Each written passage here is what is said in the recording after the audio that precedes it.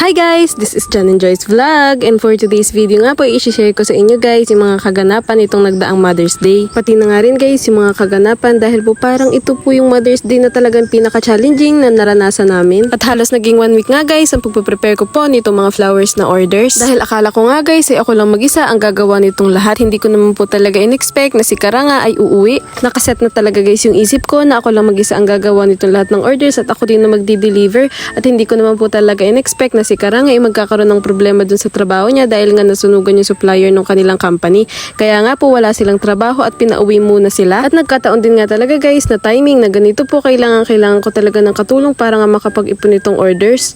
Kagaya nga po nung nakita niya ng Valentine's, ngayon po ay ganito ulit. Nagsabi kami dito kay ate doon sa pinsan namin na kung pwedeng dito kami mag-stock ng mga flowers doon sa kabilang kwarto ng bahay niya dahil wala naman ditong natutulog. Aside nga po doon sa pag-stock ng mga flowers ay eto po may mga umorder po kasi ng grocery bouquet kaya po kailangan namin bumili ng mga sabon, ng mga shampoo na ilalagay po doon sa mga grocery bouquet. Sa mga oras nga pong ito ay halos parang ito po yung 3 days na lang po ay Mother's Day na kaya naman talagang bilis-bilis kami sa oras, wala kami sinasayang na sandali para po magawa agad yung mga order. Aside nga po sa grocery bouquet ay meron din guys nagpagawa sa amin ng medicine bouquet kaya nga po pumunta na kami dito sa may pharmacy para nga po mamili ng mga gamot na kailangan.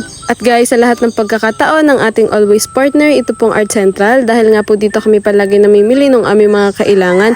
Mula pa guys nung nag-uumpisa kami hanggang ganito po kami nagpapatuloy dito sa aming business ay dito na po talaga kami sa Art Central nakarelay. Aba nga at si Utoy ay nagbibiro pa din na ako daw ay bibigyan niya ng flowers. Aba ay sabi ko naman ay yung sing-sing be. Ay, uy, wala pa tayong pera. And guys, as usual, sa palagi niyo po nakikita ay ito pong mga styro yung aming ginagamit na tusukan para po makagawa ng bouquet. At dito nga po kami madalas bumili dito sa Art Central. At para nga po sa mga nagtatanong kung magkano po ang isang ganito, 80 pesos na po siya ngayon guys. Medyo nagmahal na nga po as compared po dati po ay mga tig 70 lang yan. Tapos po nag 75 at ngayon po ay 80 na. Pero hindi naman tayo talaga magtataka dahil talaga pong ang taas na ng mga bilihin ngayon. At sa parte nga pong ito ay aside po sa namili kami sa bayan ay nagpabarya din po kami nitong mga pera dahil aroy, ang pepera talaga guys ng mga tao ngayon ay puro money bouquet talaga yung pinagawa sa amin. O guys, irehong makikita nyo mga perang ari, hindi ho ari aming benta ha. Baka naman ho kayo magtaka at sabihin nyo sobrang dami ko namang benta guys. Ito po ay pang money bouquet. Kung alam nyo lang guys, ay lampas 10 ata yung nagpagawa sa amin ng money bouquet.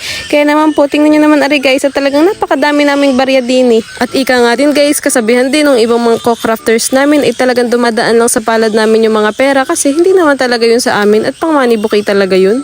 Ito nga po, panay na po talaga ang stock namin ng mga flowers dahil nga po may hinahabol kami na araw.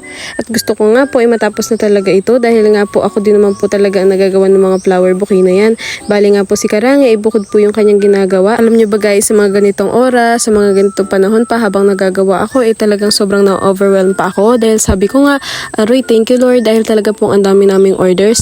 Pero hindi ko naman po talaga guys inasahan na after po nitong Mother's Day ay talaga pong sobra yung mararanasan ko na sakit at pait na first time ko lang talagang naranasan na ganito. Kaya nga guys, bilang isang seller na kumakausap sa inyo na aming mga customers, pasensya na po kayo kung hindi po namin kayo madalas mabigyan ng mga discount o mga mababang presyo na gusto ninyong mangyari. Dahil nga po guys, totoo lang kung yung pong mga binibigay namin ng mga promos at saka po mga prices ng bouquet, talagang sagad na po yun. Bali nga guys, laban na lang talaga na meron lang kaming makuhang mga tubo doon kahit na po kakaunti.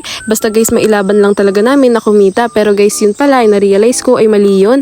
Dapat pala po kahit papaano ay talagang malaki yung kikitain namin sa mga ganito at yun nga po yung na-realize ko ngayong Mother's Day. Kasi guys, sa paglaki nga po ng income po ay paglaki din ng expenses at yun po yung hindi ko agad naisip. Kaya nga po, dapat nga guys ay medyo nagtipid-tipid ako dun sa pamimili at hindi ako nag-overstocking dahil yun pala ay after nga nitong Mother's Day ako din talaga yung mahihirapan. Guys, payo ko din po sa aking mga co-crafters, hindi po mahalaga na sasabihin natin sa ating sarili na ay basta nabawi ko yung puhunan at may konting tubo. Guys, ganyan din po yung aking naging reason at talagang mali. Dapat guys, bilang co-crafters, kailangan na iibalik sa atin yung ating mga pagod, yung ating mga puyat, nung ating tubo na nilalagay doon sa ating flower bouquet dahil po yung ating mga tubo na yun parang yun na guys yung ating pinakang bayad sa ating sarili sa pagpapagod natin at paggagawa ng mga bouquet at saka yung mga orders nila. Kaya nga guys, sa mga magsasabi na aroy, ang dami namang po-order ng mga batang ito. Tapos ganyan, ang dami mga bouquet. Siguro 1,000 ang pera niyan. Guys, tandaan po ninyo na sa dami ng orders, sa paglaki ng mga orders, ay paglaki din po talaga ng mga expenses at saka po mga capital na kailangan. Pero nga guys, thankful pa din po kami kay Lord dahil kahit na nga po ganitong may mga pinagdaanan nitong Mother's Day, ay eto guys, nakaraos po at saka po ang dami pa rin mga customers na nagtiwala sa amin at talagang yung iba ay repeater po talaga ng order at taon-taon talaga silang umu-order sa amin. Kaya nga po, maraming salamat po sa inyo. Kaya nga guys, salamat po sa aming mga mababait na supplier na talagang umunawa sa aming mga sitwasyon na pinagdaanan. At ito na nga guys, yung araw po ng Mother's Day at ayan na nga si Karang at saka si Daven, talagang on the go na sila sa pagde-deliver nitong mga orders. Salamat nga guys sa mga umunawa po na hindi po talaga namin ma-deliver yung iba at kailangan na nilang i-pick up dito. Guys, dahil nga po na-realize ko na talagang ang dami pa po ng mga kailangan i-deliver, ay di ayan po, hinati ko na po sa dalawang pagde-deliver si Karang at saka po si Daven. Bali nga po ang kasama ni Karang sa pagde-deliver niya ay yung pamangkin ko na si James. Tapos nga po, doon naman po kay Daven ang kasama niya ay si Shaira, yung pong aking tagagawa ng mga flowers. Hinati ko na nga sila dyan guys sa pagde-deliver dahil nga po ayoko po na abutin pa sila na sobrang gabi kapag si Daven lang at si Karang ang nagde-deliver. Happy Mother's Day daw po. Galing kayo to Joy.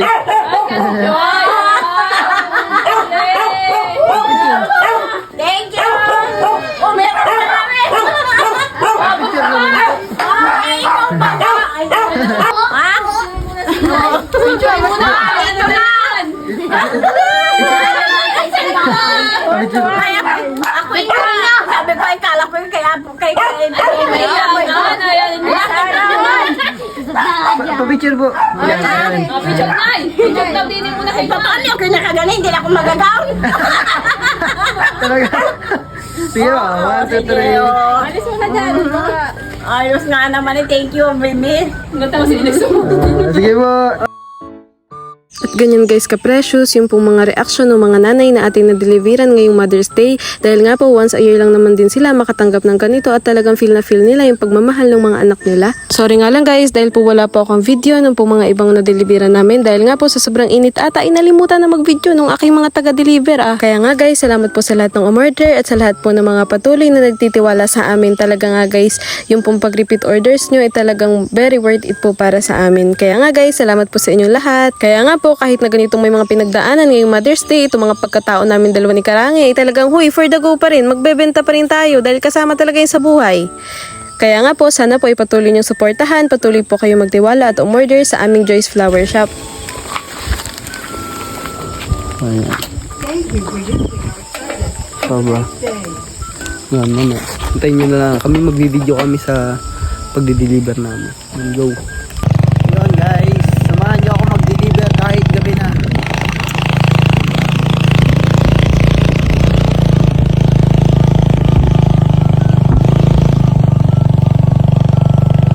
Ganyan.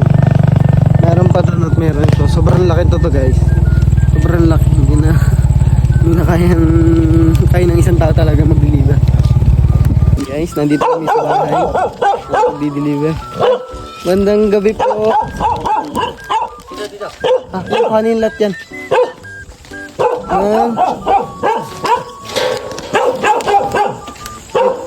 May pa-deliver po ang inyong anakes. Talaga naman. Naka-ano to talaga po, yung panghuli siya. Tingnan naman po. Panghuli naman, pinanghuli na talaga po. Sobrang laki at sobrang dami wari ng laman. Ayun mga naman.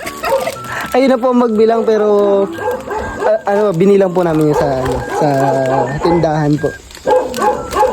Tsaka po, dadagdagan pa natin ng paano mo makakapit ng tita? Kayang-kaya nyo. Naman.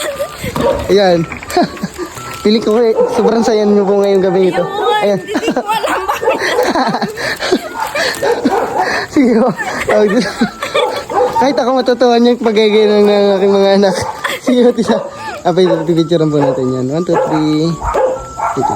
Siya pa po, tita. Ayun. 1, 2, 3.